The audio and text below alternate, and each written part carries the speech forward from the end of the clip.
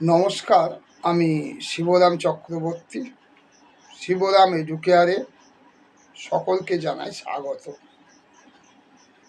আমি আজ মুক্ত শিক্ষা পদ্ধতি অর্থাৎ ওপেন এডুকেশন সিস্টেম এই পদ্ধতিতে কিভাবে মাধ্যমিক পরীক্ষা দেওয়া যায় তা নিয়ে আলোচনা করব।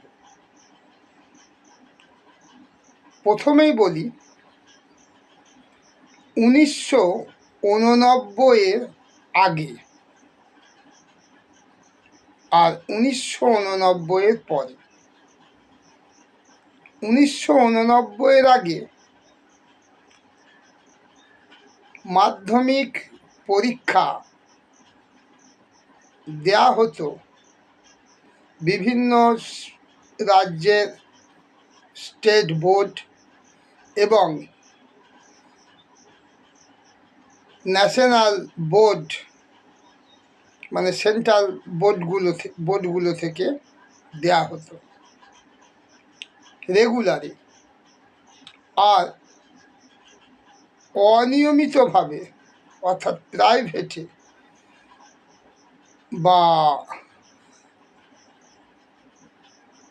বাড়িতে পড়ে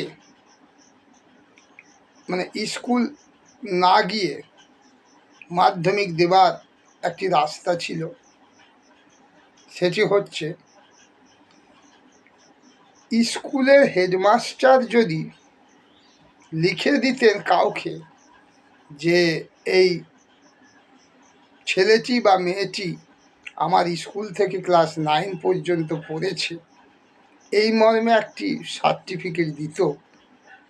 সেই সার্টিফিকেট নিয়ে বাড়িতে পড়ে মাধ্যমিক দেওয়া যেত। আমাদের ওয়েস্ট বেঙ্গলের ক্ষেত্রে পশ্চিমবঙ্গ মধ্যশিক্ষা পর্ষদের আন্ডারে। এই ছিল তখনকার বাড়িতে পড়ে মাধ্যমিক দেবার ব্যবস্থা। তারপর 1989 সালে তৈরি হলো সেন্টারে NOS, ন্যাশনাল ওপেন স্কুল।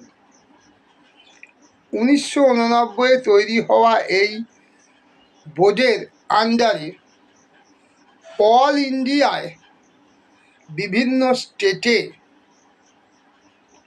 এইভাবে মুক্ত শিক্ষা পদ্ধতিতে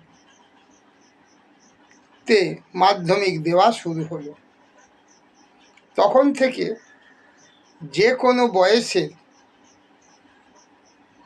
মানে 16+ যে কোনো বয়সে এখান থেকে মাধ্যমিক দিতে পারত। কিন্তু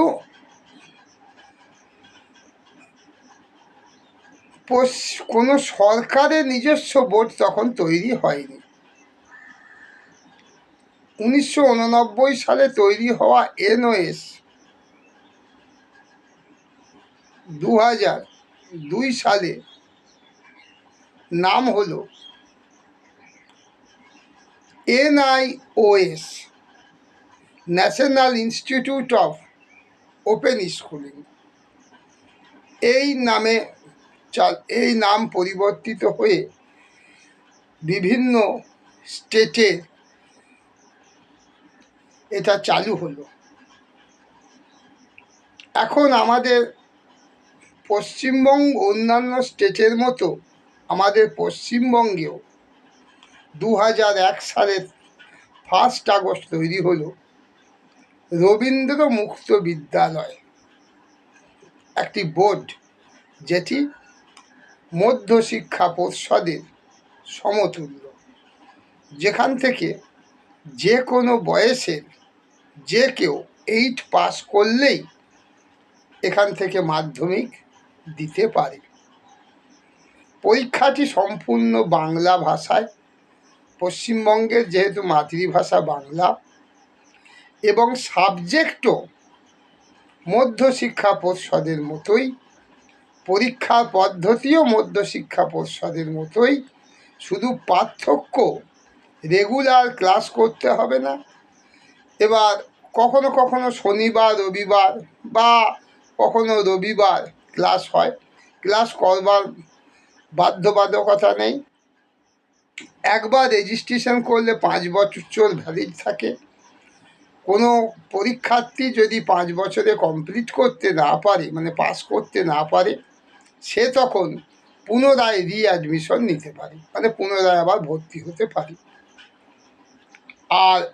আর কি সুবিধা, এই মধ্যশিক্ষা পর্ষদ থেকে কেউ হয়তো 2-1টা সাবজেক্টে ব্যাক পেলো বা ফেল করলো, সে তখন রবীন্দ্র মুক্ত বিদ্যালয়ে ওই 2-1টা সাবজেক্ট কেবলমাত্র পরীক্ষা দিয়ে পাস করতে পারে মাধ্যমিক। আর বাকি বিষয়গুলো যেগুলো সে মধ্যশিক্ষা পর্ষদ থেকে পাস করেছে, সেই নাম্বারগুলো এর সঙ্গে যোগ হয়ে যায়, মানে ক্রেডিট ট্রান্সফারের সুবিধা রয়েছে। জুন এবং ডিসেম্বর 2 সেশনে পরীক্ষা হয়। ওয়েবসাইট wbcros.in, রবীন্দ্র মুক্ত বিদ্যালয়ের ওয়েবসাইট, এখানে সার্চ করে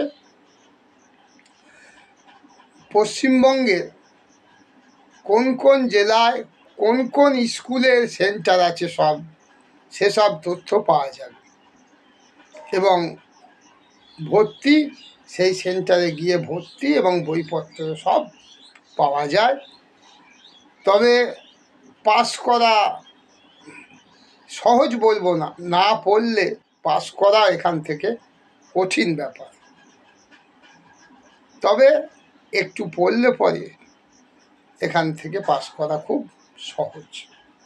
কাজেই যারা মাধ্যমিকে ব্যাক পেয়েছো কোনো একটা সাবজেক্টে, বা 8 পাস করেছো দেওয়ার পরনি, বা 8 পাস করে কোনো চাকরিতে ঢুকেছো, প্রমোশন আটকে যাচ্ছে, বা গৃহবধূরা 9 পড়তে পড়তে বা 8 পড়তে পড়তে বিয়ে হয়ে গেছে, তারা এখান থেকে মাধ্যমিক দিতে পারো। মধ্যশিক্ষা পর্ষদের সার্টিফিকেট আর রবীন্দ্র মুক্ত বিদ্যালয় সংসদের সার্টিফিকেটের মান এক, সব জায়গাতেই গ্রহণযোগ্য। আর NIOS নামে যে সংস্থাটি রয়েছে, প্রতিষ্ঠানটি রয়েছে সেন্ট্রাল বিশেষে, সেটি থেকেও করা যায়, মাধ্যমিক দেওয়া যায়। তবে এখানে 8 পাস করতে হবে সেরকম বাধ্যবাধকতা নেই। এখানে সেলফ